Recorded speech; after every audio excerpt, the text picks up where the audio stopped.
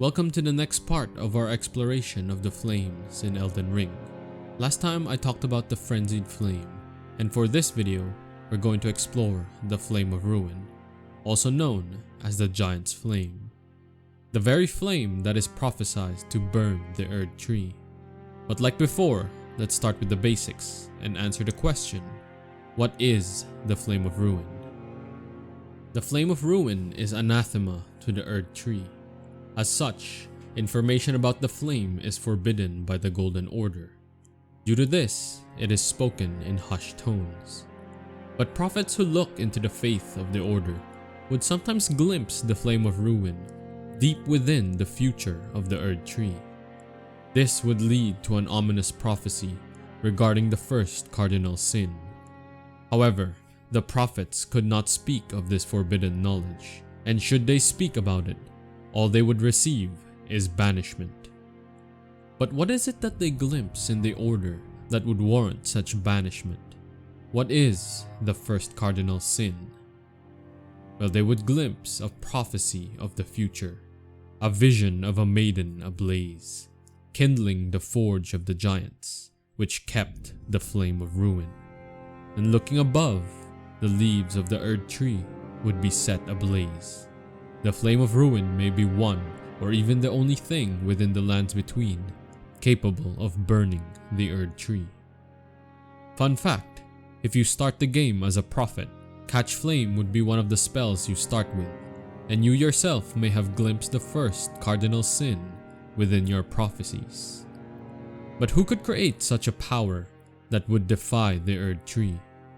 Well, who else than another outer god?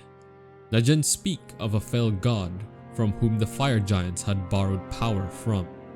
But this power came with a price, a curse to the fire giants, in which they must tend to the flames for all eternity.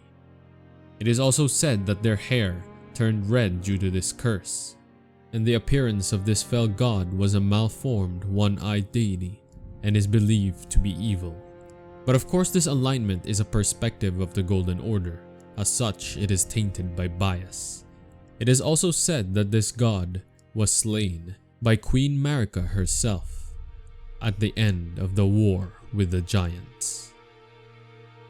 Long before the Shattering, before man turned against man in violence, when Godfrey was still Elden Lord and the Golden Order was at its peak, humanity would go to war against the giants who tended to the Flame of Ruin. The Golden Host would be vast and powerful, and would even be joined by the Knights of Zamor, wielders of frost and the mortal enemies of the fire giants. Despite the power of the Flame of Ruin, the fire giants would be at a disadvantage, for the champions of the Golden Order would cast incantations to protect against fire. These incantations were created by the fire monks of the Erd Tree. The slaughter would be immense. The giants would be struck with these thorn-like totems, which I still have no idea what they actually are, so I asked the community about them, and majority of the answers were either that this was a death status effect or it is a form of briar magic, which is a type of magic used on the guilty. It could even be retribution by the Erd Tree itself, but to be honest, I still don't know what it actually is, so I'll leave it as a mystery for now. Even the trolls would betray the giants and move to the side of the Golden Host, and as mentioned before, Queen Marika herself would slay the fell god. Once their god had been felled, the fire giants would admit defeat, which would also inadvertently free them from their solitary curse to serve as firekeepers of the Flame of Ruin. However, before their defeat, the fire giants had cursed Radagon, turning his hair red, a symbol of the Flame of Ruin and the fell god. A humiliation for one who serves the Golden Order. And in retaliation, Queen Marika would curse the final survivor of the war. She would utter the words, "O trifling giant, mayest thou tend thy flame for eternity." A curse given to them once before by the fell god, one this fire giant thought he would be free from. Instead, he would carry this curse until he is freed from life. Soon after the war, the fire monks were tasked to keep guardianship over the forge, to prevent any from ever igniting the flame of ruin. Contrary to what we see in the game, the fire monks were loyal to the Erd Tree long ago, but I believe the fire monks eventually fell from grace and came to worship the flame of ruin.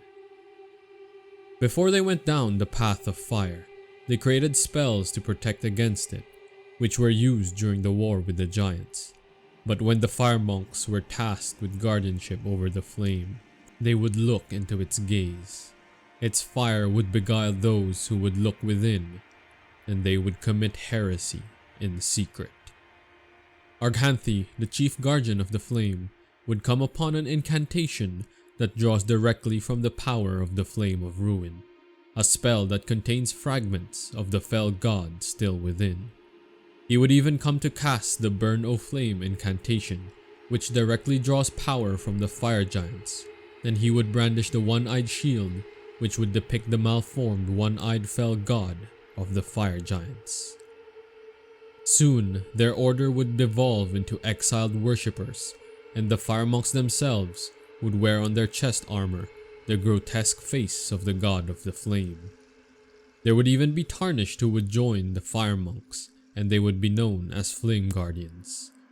The taboo of worshipping the flame would transform into lasting obsessions by virtue of the fear that they inspire. They would eventually carry sacred seals that depict the one-eyed god of the fire giants, adorned with braids of red hair. The fire prelates who bore the weight of their duty would eventually carry a cauldron perched atop their head, furnished with embers. The cauldron would burn and explode, solidifying their faith in the flame. The fire monks would even be on the side of Rykard during the assault on the volcano manor, eliminating the knights within Fourth Lade. And in their home at the top of the Guardian's garrison, you would see their corpses bowing in reverence to the flame. The fire monks were placed here to be guardians of the flame, prevent the flame of ruin from ever being used against the Erd Tree, and in their duty to guard the flame, they would become lost within. In our quest to become Elden Lord, we would find ourselves barred from the Erd Tree by its thorns, and the only way through would be to burn the thorns with the flame of ruin. But we are not the first to come to this conclusion. Before us, there was Vike and Bernal. Both sought the flame in order to burn the Erd Tree, though they would approach this sin differently. Vike would seek the frenzied flame, but failed to become Lord of Chaos, and instead would lose himself to its madness. Bernal would sacrifice his maiden, but she did not envision the flames and wouldn't be able to kindle the forge. He would end up as a recusant, betraying the Golden Order.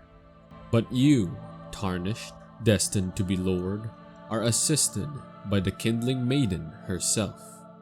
She who envisions the flame would sacrifice herself to the forge, awaken the flame of ruin, and finally fulfill the prophecy and burn the Erd Tree, thus allowing you to forge ahead towards your path to Elden Lord. The ominous prophecy of the Golden Order had come to pass, even though the Golden Host came to the mountaintop to silence the flames, and yet Marika realized that the forge's flame would never die. So instead of slaying the final fire giant, she cursed it to tend the flames forever, further ensuring that the flame of ruin would live on. Any prophet who glimpsed the flame of ruin was banished, and they were even blindfolded so they may not see any further. But perhaps you've heard of the rumors, the secret of who the mother of the kindling maiden may be.